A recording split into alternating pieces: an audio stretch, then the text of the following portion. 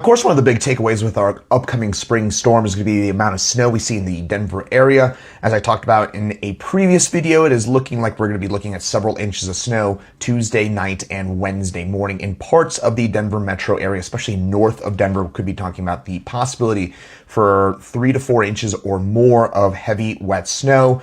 That is certainly a big part of the equation. But the other thing I want to talk about and kind of focus in on, because maybe this is not getting enough attention, there's 2 other things I really want to focus on. One is the amount of water within this storm.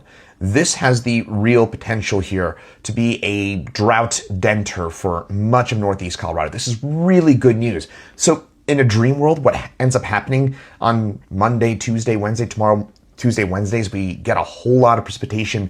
We avoid some of those issues with down trees, down branches, destroyed gardens. Unfortunately, we're probably not going to avoid those issues, but in a dream world, we get the water without those major issues, and we get the kind of benefit here, which is the possibility for 1.5 inches of liquid rain and snow equivalent. The other thing I want to touch on is maybe not so good news. We could be talking about temperatures dropping down into the low to mid 20s by Thursday morning. So this is going to be very likely a hard freeze later this week. That would be for Thursday, May the 7th. That possibly for a hard freeze, and maybe even on Wednesday, May the 6th, temperatures dropping down to the upper 20s. So be ready for a hard freeze, but also the benefit, which is a lot of water. Again, we're talking about an inch and a half of water, maybe even more than that, according to some recent modeling.